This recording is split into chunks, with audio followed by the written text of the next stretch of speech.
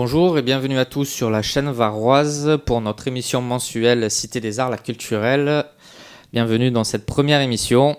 Donc c'est une collaboration entre la chaîne et le magazine Cité des Arts, le média culturel varois.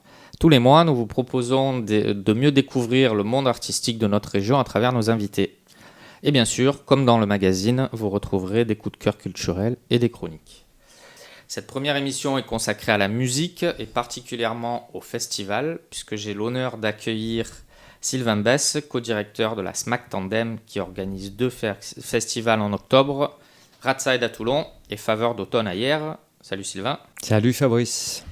Et El Botcho, artiste toulonnais, qui est invité à Faveur d'automne et qui nous interprétera même un morceau tout à l'heure. Salut Alex. Bonjour.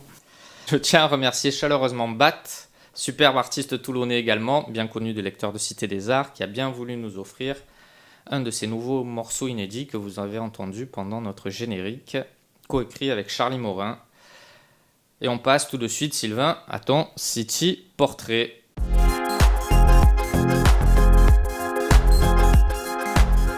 Alors Sylvain, après avoir obtenu ton diplôme de photographe à Tours, tu fondes une association qui diffuse de façon itinérante des films sur le rock. Quelque temps après, tu rejoins notre belle région et continues à créer diverses associations dont le but principal est d'organiser des concerts. Pour finalement, en 2001, il y a bientôt 20 ans, co-créer Tandem avec Marc Bodino.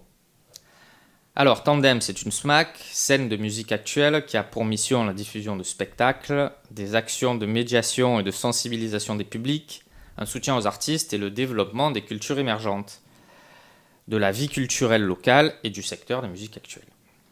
Tout ce qu'on aime, quoi. On l'a bien compris, tu es passionné de musique et particulièrement de rock et de folk. Et donc ce mois-ci en particulier, tu organises deux festivals importants dans notre région, Ratside et Faveur d'automne. J'ai tout bon ? Tout bon.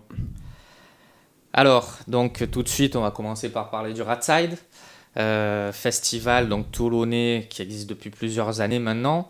Donc en partie annulé malheureusement, on en parlera cette année.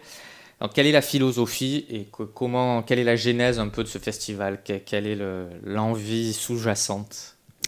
L'idée, c'était de créer sur Toulon un festival qui soit dans différents lieux de la ville déjà, pour occuper un petit peu le territoire, mais surtout pour que les propositions artistiques puissent trouver leur écrin, à la fois d'un hôtel des arts qui fait 80 places, jusqu'au Théâtre Liberté qui en fait 700, pour pouvoir avoir à la fois des artistes en développement, des jeunes artistes découvertes, dans un cadre intimiste, jusqu'à la tête d'affiche qu'on peut faire dans une salle, y compris dans une salle assise, parce que jusqu'à présent, on faisait surtout nos concerts à l'Omega Live, donc en salle debout. Et là, ce qu'on voulait, c'est pouvoir accueillir dans cet écrin du Liberté plutôt des têtes d'affiche de la chanson française qu'on ne pouvait plus faire passer, qui ne passent plus dans les salles de concert debout, en fait. C'est pour ça qu'on a pu avoir, dans les premières éditions, Dominica, Arthur H, Dionysos et d'autres. Et que là, on accueillera donc la Grande Sophie pour cette tête d'affiche au Théâtre Liberté. D'accord, donc les deux concerts que tu as pu maintenir parce qu'ils sont en position assise, c'est bien ça ? Et oui, donc compte tenu du contexte, on a effectivement dû annuler les concerts debout à l'Omega Live, ce qui représente quand même 6 artistes qui sont annulés, et puis également les concerts à la Bière de la Rade, un partenaire local dans lequel on fait aussi des concerts et qui ne peuvent pas avoir lieu en ce moment. Donc voilà, il nous reste 2 concerts sur le Ratside, donc, mais bon, plutôt que tout annuler comme certains festivals, au moins on a pu maintenir au moins ces 2-là avec du jeune public, donc au Théâtre Colbert, et puis ce partenariat au Théâtre Liberté. Alors est-ce que tu peux nous parler un petit peu plus de ces artistes, donc Oko Debert ? Alors, Oko, c'est donc ce qu'on appelle un ciné-concert. Donc là, on parle d'un dessin animé, en fait, ça s'adresse au maternel, au très jeune public, donc autour des animaux. Et il y a ce qui est intéressant, la partie que nous, on a trouvé intéressante, donc concernant la musique, c'est le travail qui est fait assez fin autour de la pop teintée d'électro que font les deux artistes, à la fois avec des instruments acoustiques et des machines, donc sur le fond donc, sonore de la représentation de ce dessin animé, plutôt autour du graphisme. Donc ça, il y a à la fois une séance tout public le 14 et puis 2 séances scolaires le jeudi qui sont complètes en espérant qu'on ait toujours la possibilité d'accueillir les scolaires. Voilà, donc 3 séances de ce ciné-concert le 14 et le 15 octobre. Et puis donc la Grande Sophie qui viendra à la fois jouer son nouvel album mais aussi des bons morceaux de ses albums précédents, puisque c'est une artiste quand même qui a quelques années de carrière maintenant.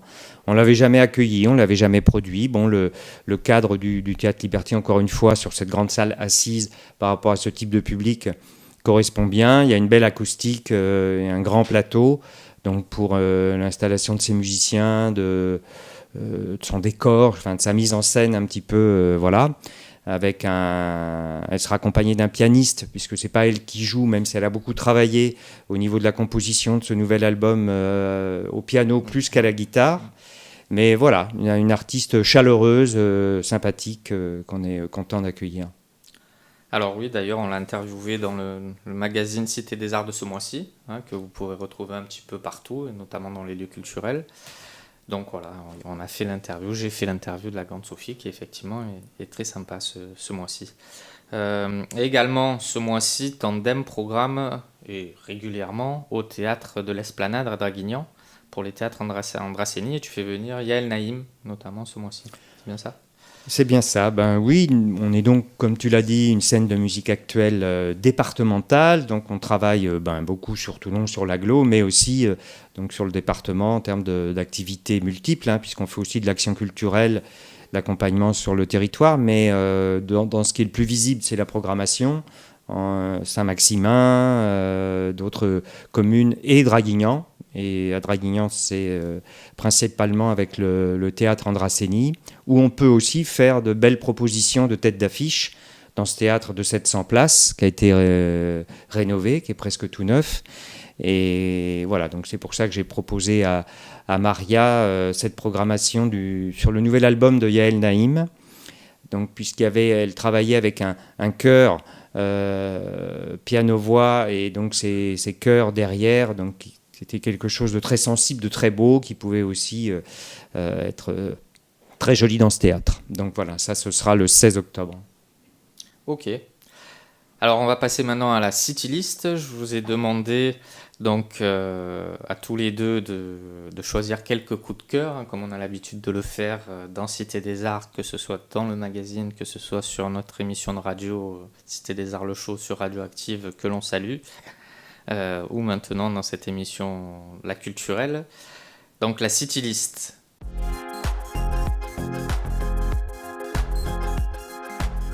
Sylvain, donc je t'ai demandé 2 coups de cœur. Donc tu as choisi déjà, important en ce moment peut-être d'autant plus, Charlie Hebdo. Oui, effectivement Charlie Hebdo, à l'occasion de ses 50 ans, publie un bouquin donc qui reprend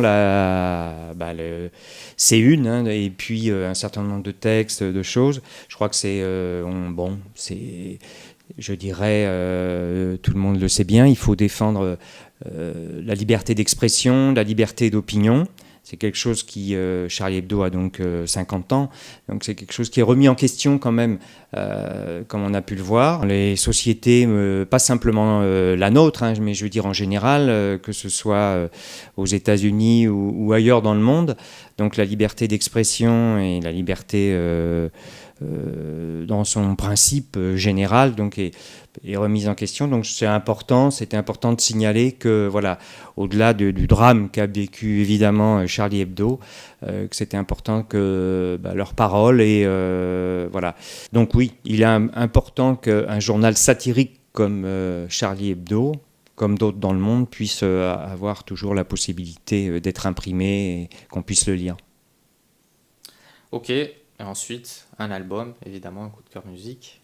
Oui, alors bon, il y en a tellement d'albums qui peuvent être intéressants. J'ai choisi le dernier album de Richard Hawley, Further, parce que c'est un artiste qui est méconnu par rapport à la qualité qu'il a pu produire dans ses différents albums. Moi, je l'ai découvert sur celui de 2009, je crois, il y a une douzaine d'années. Et voilà, alors il me fait penser un petit peu à, ça pourrait être le fils un peu d'Elvis Presley, parce qu'il a ce côté comme ça où il peut être un peu rock engagé, mais aussi un peu crooner de ballade country folk, alors que c'est un anglais, c'est pas un américain, mais une superbe voix avec des albums avec de très beaux arrangements, et donc le dernier dans une belle veine comme les précédents, donc je le conseille, Richard Hawley à découvrir. Très bien. Alex, donc je t'ai demandé également un coup de cœur. Donc tu as choisi un livre. Ah ouais, j'ai choisi un livre, une BD plus particulièrement, parce que je lis beaucoup de BD un petit peu des romans, mais beaucoup moins. Donc là, c'est une BD, roman graphique, et alors je me rappelle plus du nom de l'auteur, mais le titre c'est Americana. Et Americana, donc ça parle en fait d'un Irlandais qui est fasciné par les États-Unis. Donc ça me parle un petit peu parce que à travers le label et à travers mon expérience, on a beaucoup de fascination pour les grands espaces des États-Unis. Enfin, moi, j'y suis jamais allé encore, donc ça reste que de l'ordre du fantasme pour l'instant. Mais j'aime bien ça aussi. Ouais, tu m'y amèneras. Amènerai. Et donc cet Irlandais qui rêve des États-Unis depuis son Irlande natale et qui en fait multiplie les possibilités d'aller vivre aux États-Unis. Et puis à chaque fois, alors je sais plus exactement, mais c'est les contrats de travail qui s'arrêtent, enfin les permis de séjour, je sais pas les termes exacts, quoi, mais qui s'arrêtent. Et du coup, il est obligé systématiquement de rentrer. Donc le roman ne parle pas de ça, mais ça c'est un petit peu le préambule. Le roman parle en fait de l'expérience qu'il fait de traverser d'une partie des États-Unis le long d'un parcours qui s'appelle le Pacific Crest Trail, qui est un parcours mythique, le PCT, qui est sur la côte ouest donc des États-Unis, qui traverse 3 États, la Californie, l'Oregon et l'État de Washington. Donc voilà, c'est un parcours de plus de 4000 km qu'il fait à pied, et la BD raconte cette histoire avec tous ses doutes, ses hésitations. Enfin voilà quoi, c'est vraiment une BD très, très chouette que je conseille. Ouais. Ok, donc Americana de Luc Illy. Merci pour ces coups de cœur. Donc on va passer maintenant à Alex, hein, ton City Portrait également.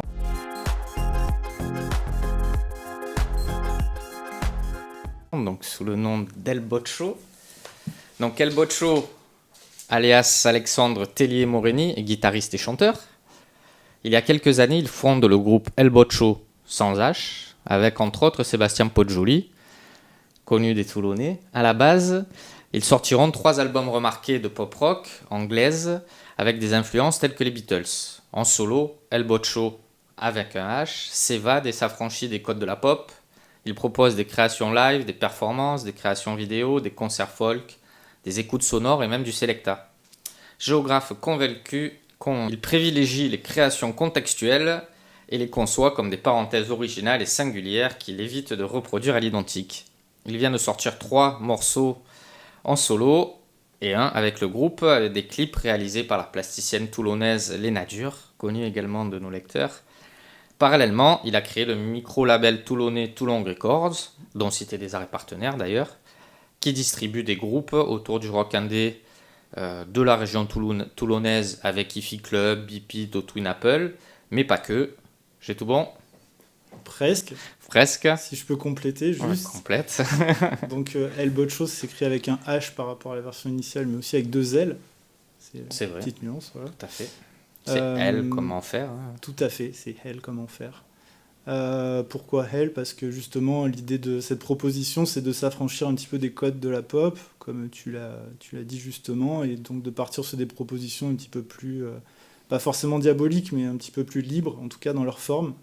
Et pourquoi pas diabolique aussi, si c'est dans le mood du moment. Et juste compléter aussi sur El Boccio, donc formation initiale, il y avait effectivement Sébastien Poggioli, il y avait aussi Pandora Burgess et Boris Bernard, voilà, que je salue amicalement. Très bien, on les salue.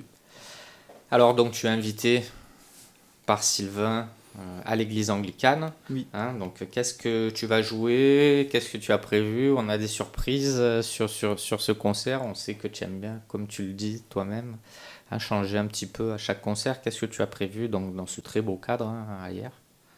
Déjà, c'est un retour à l'église anglicane, donc je remercie Sylvain 2 fois pour cette invitation, puisque j'avais eu l'occasion, je crois que c'était en 2011, il me semble, d'y jouer avec donc Elbot Show en groupe.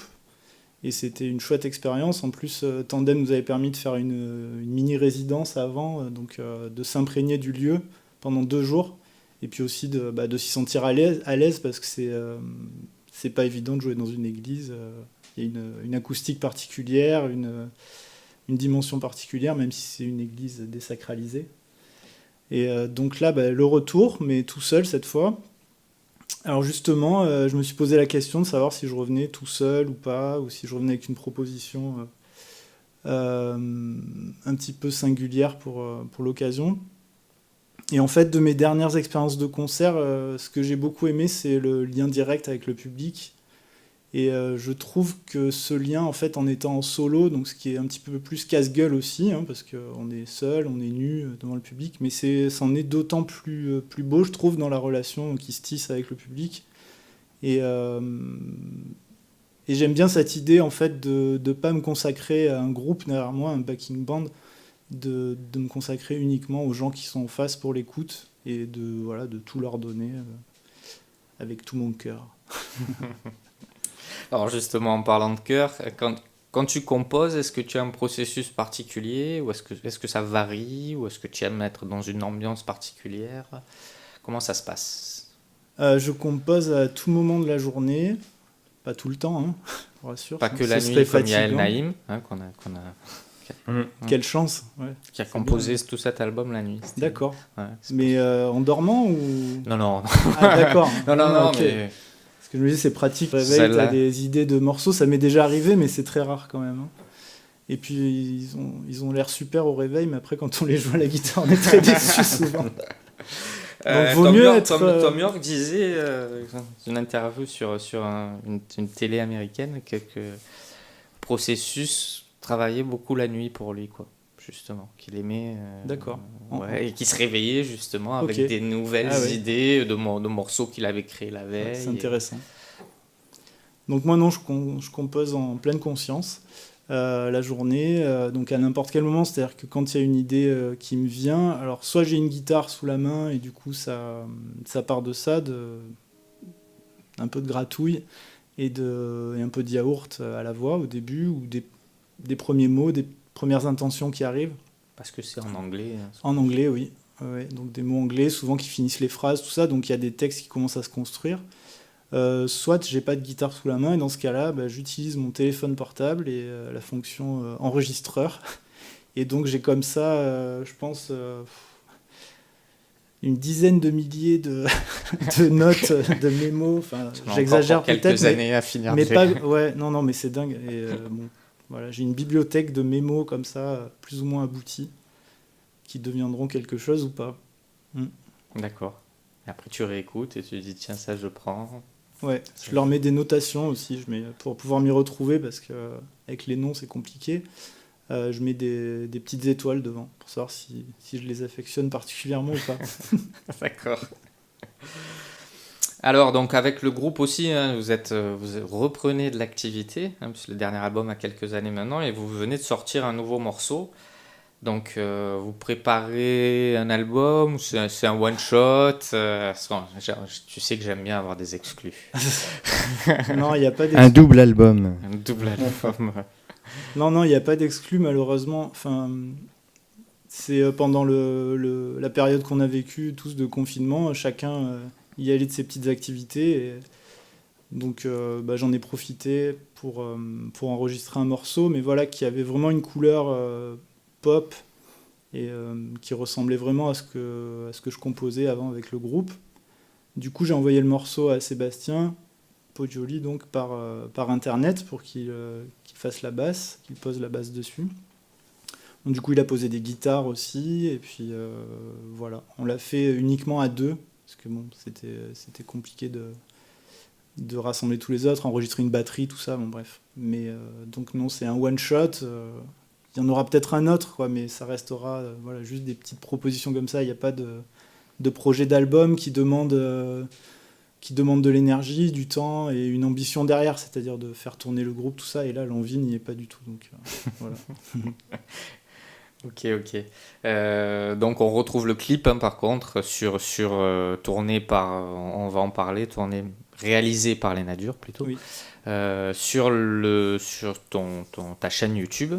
Oui. Où on retrouve les clips de tout le label. Il y en a pas mal. Commence à y en avoir beaucoup. Ouais. Commence à y en avoir beaucoup. Et donc, qu'est-ce qui te plaît justement dans l'univers de Léna Dure qui a réalisé une grande partie des derniers clips que tu as proposés Qu'est-ce que... En dehors du fait que c'est ma compagne et que c'est pratique de faire des choses ensemble. Non, ce qui me plaît dans son univers, pour le dernier clip, c'est un clip très simple en fait, où on me voit face caméra, un peu déguisé en pseudo loupard, pseudo gitan, on sait pas trop, en train de boire du lait dans un verre en cristal. C'est une belle crête, crête. Voilà, donc en fait, on s'est amusé pour tourner ce clip.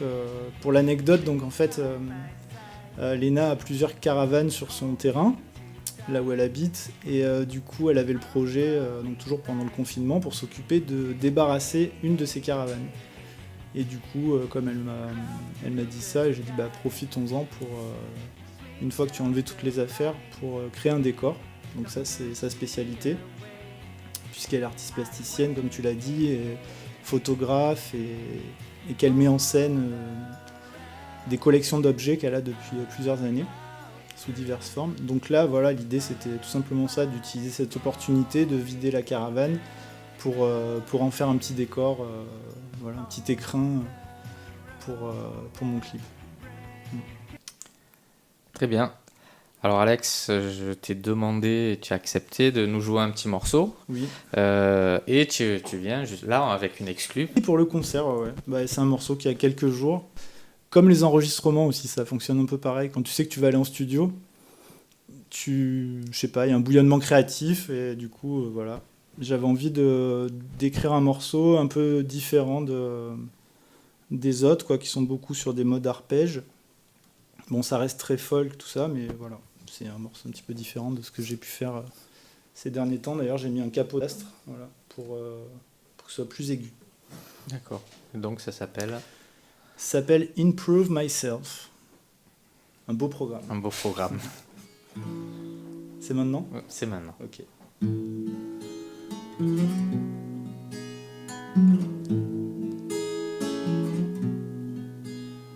I fix it myself, I won't let it down again. A lonely bad sense that I can't push forward. I pull the string just to see the shadow. I find a wire in the dark. It's in my mind, what am I looking for? I let the boring thoughts away. Maybe I will improve myself, or maybe I will break up. My skin is stronger than a shell, but now it's time to wake up. It's time to find a way to live on my own. When my body can't stay, my soul runs away.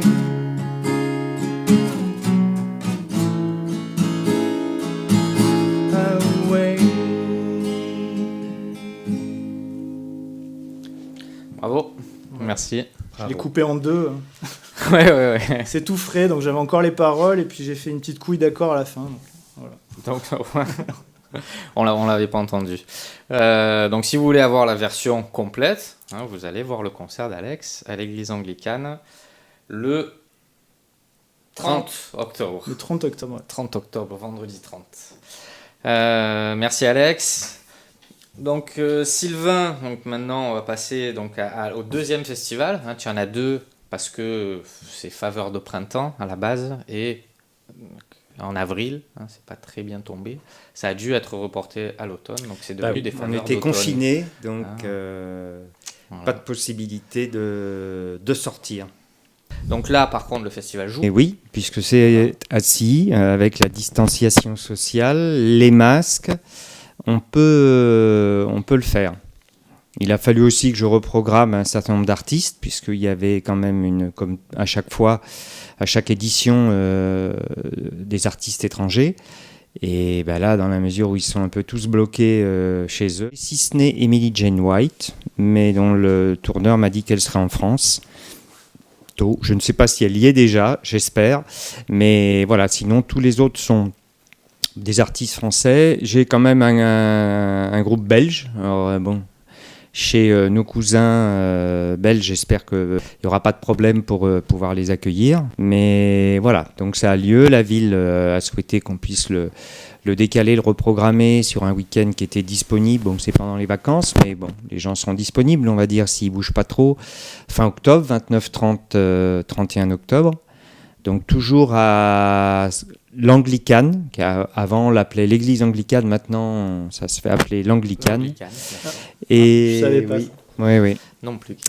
Et ben, peut-être que la ville a préféré enlever le terme église pour pas qu'il y ait d'ambiguïté, puisque bon, elle est désacralisée. Puis ben, toujours le théâtre Denis. Donc là, c'est plutôt folk. Et donc on reste sur le pop folk que j'ai voulu développer il y a 17 ans au travers d'un petit festival par sa taille, mais grand par les artistes quand même qui veulent bien venir, y participer. Bon, on est quand même sur des tournées internationales à chaque fois qui peuvent avoir lieu à ce moment-là, où j'arrive à avoir des artistes qui acceptent de descendre dans le sud et dans des petits lieux à des conditions financières limitées, mais on arrive à avoir de belles choses puisqu'on est quand même beaucoup sur de la découverte, ou des artistes, disons, qu'une notoriété installée, mais dans des niches artistiques, comme Emily Jane White, qui a déjà quelques albums que j'ai déjà fait passer il y a plus d'une dizaine d'années, et qui a une magnifique voix et un environnement musical très très beau. Voilà, donc entre le pop et la folk, on a donc la Féline, le deuxième jour, qui est un petit peu la tête d'affiche de l'artiste française qui a sorti son 3e album là, en début d'année. Magnifique, joli travail aussi en termes de texte et puis d'arrangement et de composition. Alors, la Féline, vous la retrouvez également dans notre magazine d'octobre. C'est vrai. C'est par un article fait par Jérôme. Et puis la 3e, donc petite tête d'affiche qui clôture à chaque fois donc le théâtre le samedi, c'est donc The Feather, où là on est plus sur de la dream pop. Donc c'est leur 2e album. C'est le chanteur leader du groupe Dansan, qui est aussi donc un groupe belge que j'ai déjà fait passer comme The Feather d'ailleurs sur des éditions précédentes de Faveurs de printemps, parce que j'aime beaucoup leur univers et leur travail aussi. Et puis de belles ouvertures de soirée avec Merin Jean pour le jeudi, qui vient d'être une des 3 gagnantes d'ailleurs des Inouïs du printemps de Bourges, sur les dernières découvertes qui ont lieu au mois de septembre. Donc belle surprise. Donc c'est une Australienne qui vit à Paris aussi depuis quelques années, qui pareil, c'est un univers très intimiste qu'elle développe elle piano-voix et avec une violoncelliste. Tu l'avais programmée avant qu'elle soit gagnante des Inouïs. Oui. Bah oui, parce que là, ça a eu lieu mi-septembre, les Inouïs. Et pareil... Du flair. Donc. Écoute, oui, disons qu'en France, je piste quand même pas mal tout ce type d'artistes. Donc voilà, j'avais trouvé que c'était intéressant au moment où il fallait justement le reprogrammer, parce que j'avais un G Sunday qui était normalement prévu au départ, un Américain qui a sorti un magnifique album, mais bon, on verra ça pour plus tard.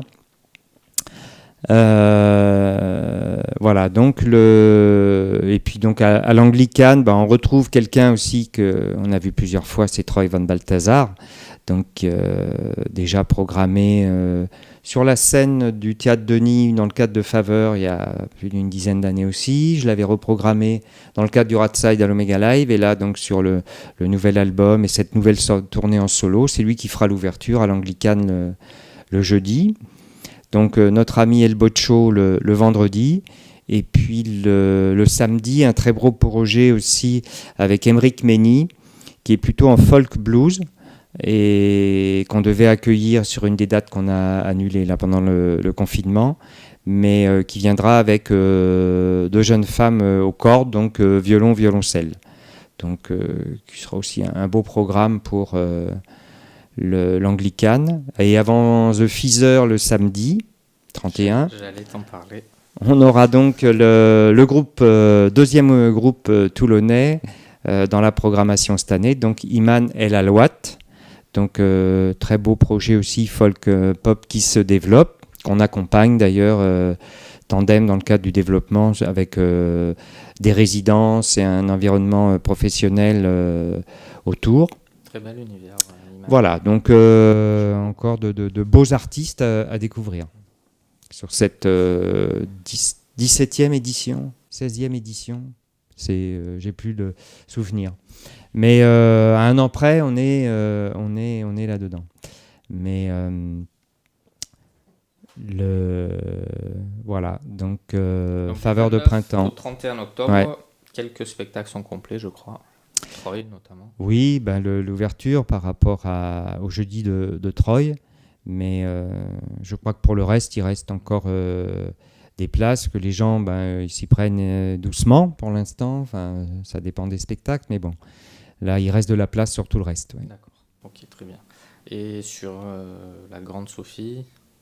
Alors, la Grande Sophie, je crois que c'est passé en liste d'attente. Il restait une vingtaine de places la semaine dernière, donc, mais il faut quand même se renseigner. Parce que comme les jauges sont réduites, ouais. Je dis pour nos spectateurs, parfois, il faut s'y prendre un petit peu avant. Oui, parce que là, avec on est un peu plus de 400 sur les 650 places au théâtre, compte tenu des espaces à faire respecter entre les personnes et les groupes de personnes. Donc, on est obligé de travailler sur entre 60 et 70% des jauges. Il n'y a pas de billetterie sur place sur tous les concerts Alors, si, il y en aura. Alors, à part la Grande Sophie, c'est complet, mais effectivement, mais pour le reste, ici, il y a toujours la billetterie sur place. Ouais. Bien sûr. Alors, merci. On va passer maintenant donc, à notre dernier exercice que j'ai appelé le City. Donc, comme c'est un thème musical aujourd'hui, je vous ai demandé à chacun vos 3 chansons favorites de toujours, du moment, comme vous préférez. On commence par... Allez, Alex. Je m'étais dit que j'allais trouver la 3e pendant l'émission, mais en fait, j'ai pas trouvé. Donc, tu nous as écouté, t'as écouté Sylvain. Oui, voilà, j'ai été très attentif. Alors, j'ai une chanson que je cite spontanément à chaque fois qu'on me demande, donc c'est facile. Donc, c'est un de mes artistes préférés que je suis depuis plus de 20 ans maintenant. Ce qui ne me rajeunit pas. C'est cela, c'est ce qu'on dit. Donc, c'est Beck. Et le morceau que j'affectionne particulièrement, il s'appelle Birkan, et voilà, c'est un morceau qui était dans les premiers albums. Comme Canette de bière, ça. Comme Canette de bière, tout à fait. Un morceau qui s'appelle Canette de bière, donc qui renvoie à toute une époque d'insouciance où on buvait de la bière et on mangeait des biscottes. Ce qui est toujours le cas. Pour certaines personnes, oui, mais pour moi, malheureusement, non. D'accord. Malheureusement ou pas, je ne sais pas. Donc voilà, Birkan, que je vous encourage à écouter, très beau morceau. Le premier, ça c'était le premier. Il m'en reste 2. Réfléchis bien. Le deuxième, donc je l'ai trouvé en venant en voiture ici. Je ne sais pas pourquoi. C'est un morceau de la bande originale de Arizona Dream. D'accord. Chanté par Iggy Pop. Ouais. Voilà. In the Death Car. C'est un morceau, je trouve Énorme. je pense qu'on peut l'écouter vraiment un paquet de fois avant de s'en lasser de ce morceau. Donc je trouve que c'est bien représentatif d'un morceau voilà, intemporel qu'on aime bien. Et donc comme dernier morceau, je voudrais dire un morceau du groupe de Go Team.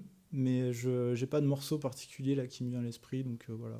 Ce Go Team, c'est un groupe anglais. C'est surtout un projet autour d'une personne, mais autour duquel se sont greffés d'autres musiciens. Un projet super énergique avec des chanteuses qui dansent. Sur scène, c'est un peu bordélique. C'est pas très propre, quoi. Mais par contre, sur album, c'est très propre. C'est fait de pas mal de samples. Sur l'avant-dernier album qu'ils ont fait aussi, d'utiliser des fanfares. C'était assez énergique. Voilà, un groupe que je recommande aussi. D'accord. The Go Team. The Go Team. J'irai voir. Sylvain, tes 3 morceaux. Bah écoute, favoris. moi aussi je suis plutôt allé, alors favori, je suis allé chercher un petit peu dans la myriade de mes milliers de morceaux favoris, mais pour éviter éventuellement David Bowie, Patti Smith, Neil Young, Leonard Cohen ou Lou Reed et les autres, puisque bon, on les connaît tous et puis ils sont tellement dans nos panthéons à tous que bon, je suis allé chercher un petit peu sur les chemins de traverse des choses que j'aime beaucoup écouter. Voilà. Alors moi, j'avais pris des notes parce que bon, il y avait aussi le gag de celui que je mets toujours avec ma femme et ma fille.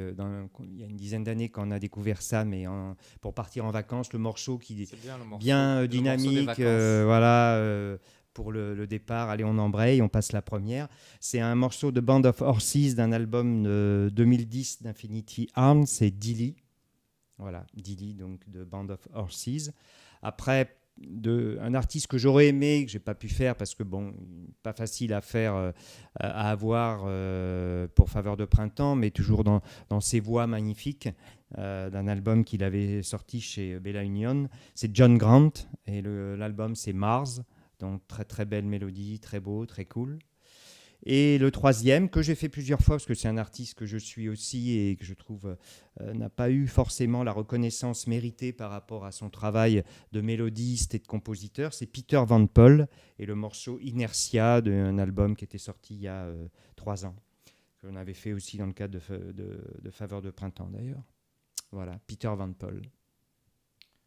Merci beaucoup à tous les deux. Merci d'être venus. Merci à toi. Je vous souhaite beaucoup de réussite sur le festival. Que ça ait lieu déjà, surtout. Apparemment, on est parti pour faveur d'automne. Et allez-y, puisque chaque fois que j'y suis allé, j'ai été surpris. Et en plus, les cadres sont très beaux, ce qui fait toujours plaisir. Et puis, on se voit là-bas. À bientôt.